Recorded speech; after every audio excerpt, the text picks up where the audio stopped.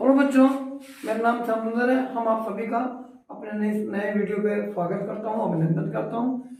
आज हम आपको नरेशन से संबंधित कुछ चीज़ें बताएंगे। नरेशन में हम आपको पहले भी पढ़ा चुके हैं, कई स्टेप में पढ़ा है। आज हम आपको उसके नए स्टेप में पढ़ाने जा रहे हैं और हमें पूर्ण ज्ञान है। आप लोग यदि इसको स्वच्छ माइंड से देखेंगे, मस्तिष्क से देखेंगे, आपको लाभ मिलेगा। ये आपके कंपटीशन में भी आते हैं, आपकी बोर्ड परीक्षाओं में भी आते हैं। जिस भी प्रकार की परीक्षाएं हो, जो व्यक्ति इंग्लिश लेता है या इंग्लिश विषय से पढ़ता है उसको, और ग्रामर के पोर्शन में, व्याकरण में ये जरूर आपको मिलते हैं। आइए तो हम आपको बताते हैं। आज हम आपको एम्पेडिक सेंटेंस कैसे बनाए जाते हैं ये बताएंगे। अब एम्पेडिक सेंटेंस कौन से होते हैं आपको ये पता होगा कि एम्पेडिक सेंटेंस वे होते हैं जो वहाँ की रिपोर्टिंग स्पीच जो होती है हमारे डायरेक्ट की, वो हेल्पिंग वर्ब से ना प्रारंभ होकर के मुख्य वर्ब से प्रारंभ होते हैं और उन्हें हम लोग एम्पेडिक सेंटेंस कहते हैं। इसमें ऐसा कहा जाता है, इसमें कर्ता यू जो होता है वो छिपा रहता है। तो आइए हम आपको सेंटेंस में बताते हैं क्या होता है और कैसे इसको करेंगे। तो देखिए, ये नरेशन है, ये एम्पेडिक सेंटेंस है आपको कहते हैं। तो यह होता है जब रिपोर्टिंग स्पीच मुख्य क्रिया या मेन वर्ब से प्रारंभ हो तो वो एम्पेडिक सेंटेंस को होते हैं। ये आपका पहचान है। और दूसरा है रिपोर्टिंग वर्ब के सेट टू को अर्थ के अनुसार ऑर्डर यानी आदेश, एडवाइस यानी कि सलाह, या रिक्वेस्ट प्रार्थना में बदल देते हैं। उसके पश्चात जो इन्वर्टेड कॉमा होता है उसको हम लोग हटा करके उसके बाद टू रख देते हैं। अभी हम लोग तो पीछे वीडियो में तुमने देखे हैं, हम कभी दैट लगाते थे, इफ या वेदर लगाते थे, या इफ या वेदर नहीं भी लगाते थे उसके साथ में हम लोग सेम वर्ड रख देते थे, वो जो इंट्रोगेशन वर्ड होता था। लेकिन इसमें थोड़ा सा हार्ड करके चेंज है। ये सारे नियम आपको पढ़ने हैं, याद ही करने, तभी ये आपका इसमें मतलब वाला होगा, तभी आप इसमें सक्सेस होंगे। और शेष नियम जो है पूर्व में जैसे पहले के बताएंगे कौन कैसा परिवर्तन होता है वो आप करते रहेंगे। बाकी जो ये नए आपको नियम, अब हम आपको इसके एग्जाम्पल बताएंगे। एग्जाम्पल के साथ साथ आपको पूर्ण रूप से हम कोशिश करेंगे समझाने की आपको समझ में आ जाए। तो आइए हम लोग आपको एग्जाम्पल की ओर ले चलते हैं।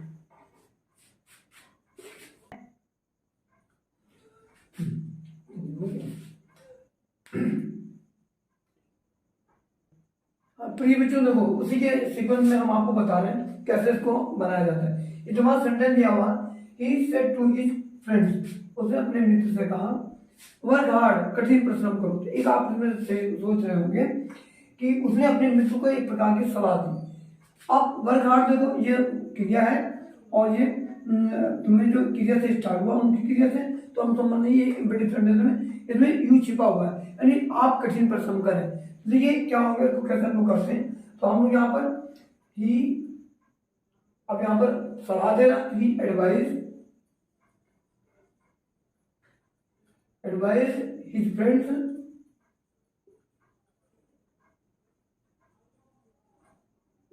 अब देखिए यहाँ पे मैंने कहा था इन्वर्टेड कॉमा हटा करके टू से जोड़ देंगे, टू वर्क हार्ड, ये आपका सेंटेंस कंप्लीट हुआ।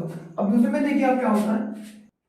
तो देखिए दूसरा सेंटेंस जो हम आपको बताने जा रहे हैं, तो teacher said sit down boys, teacher ने लड़कों से कहा बैठ जाओ। तो आप मानते हैं टीचर और बॉयज में संबंध जो होता है छोटे बड़े का होता है, और टीचर आपको सलाह देगा या तो आदेश देगा, लेकिन अधिक ये माना जाता है आदेश देता है। तो हम क्या करेंगे यहाँ पे, लड़कों से कह रहा है तो किसको, तो टीचर क्या कर रहा है, लड़कों को आदेश दे रहा है। तो हम यहाँ पे देखो कैसे करेंगे।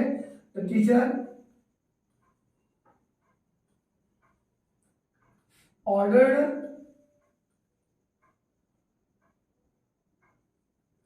ordered the boys, फिर मैंने क्या कहा था, इन्वर्टेड कॉमा हटेगा, टू से जोड़ देना, to sit down.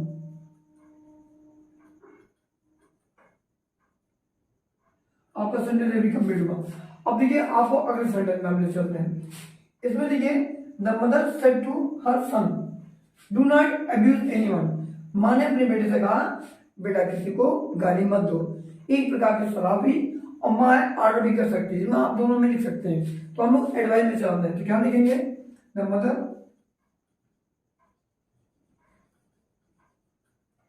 Mother advise Harshan.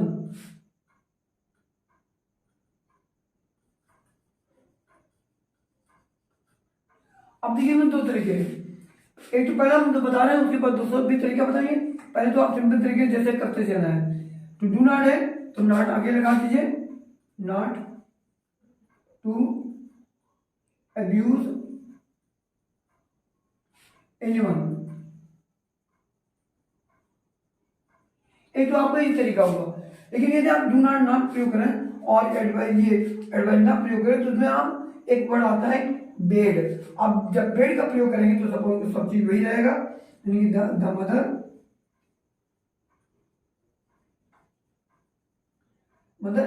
Bay for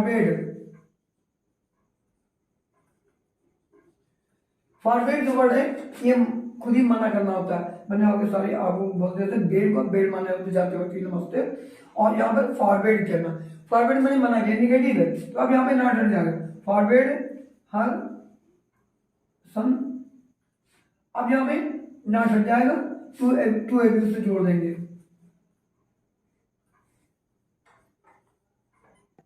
ऐसे आप लोग दो प्रकार से बना सकते हैं। देखिए एडवाइस यहाँ पर हमने क्या डू नॉट लगा हुआ था, डू नॉट को हटाने के लिए हम लोग यहाँ पे फॉरवर्ड का प्रयोग कर लिया। फॉरवर्ड में नेगेटिव ऑलरेडी है, इसलिए यहाँ पे नॉट का प्रयोग नहीं हुआ, उस पर नॉट का प्रयोग हुआ। तो ये इसको हम लोग दोनों तरीके से कर सकते हैं। तो फॉरवर्ड में ऑलरेडी निगेटिव है तो हम लोग यहाँ पे नॉट का हटा दिया। ऐसे दो प्रकार जो सेंटेंसेज है आप ऐसे ही करेंगे, और नेक्स्ट में हम और भी आपको सेंटेंस की प्रैक्टिस करा देंगे, और इससे इजी और कोई सेंटेंस है नहीं इम्पेरेटिव सेंटेंस के अलावा इनडायरेक्ट नरेशन में।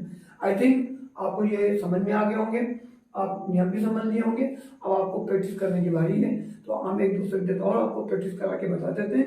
इस सेंटेंस के आगे हम जो बताते हैं इम्पेरेटिव सेंटेंस ही चल रहे हैं हमारे, और उसके बाद आज ये मेरा समाप्त हो जाएगा। तो देखिए the teacher said to the student never waste your time. तो टीचर ने स्टूडेंट से कहा अपना समय कभी बर्बाद मत करो। तो एक प्रकार की आप आदेश भी कह सकते हो, लेकिन जब बच्चे बड़े हो जाते हैं तो आदेश में एक प्रकार की सलाह चलती है।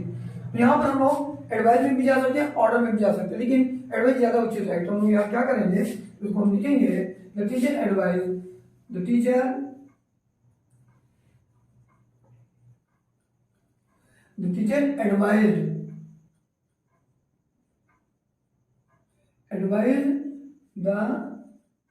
the student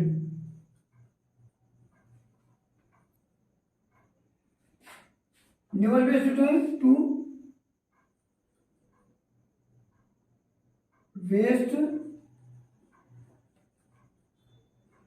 his time।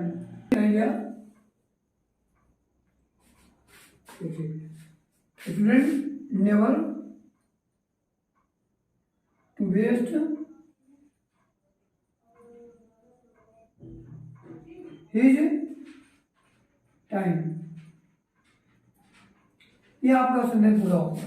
तो देखिए उसने अध्यापक ने कहा आप अपना समय कभी बर्बाद मत करें। तो ने क्या किया, the teacher advise the student never to waste his time. आपने देखिए क्या करते हैं, the student said to the teacher sir mark me present. तो सर लगा दिया, इसका मतलब उसने रिक्वेस्ट किया।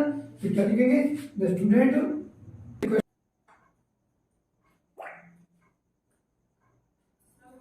टू मार्क मी, इसके लिए आया स्टूडेंट के लिए, मार्क मी प्रेजेंट। ये आपका सेंटेंस कंप्लीट हुआ। अब देखिए she said to Sita kindly help me. Kindly में उसने कहा कृपया मेरी मदद करें। इसमें भी एक प्रकार का रिक्वेस्ट है, तो हम लोग क्या करेंगे, she requested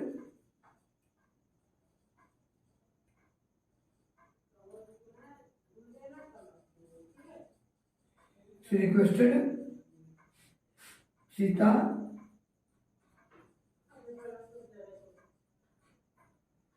to help me, इसके लिए आया टू हेल्प हर।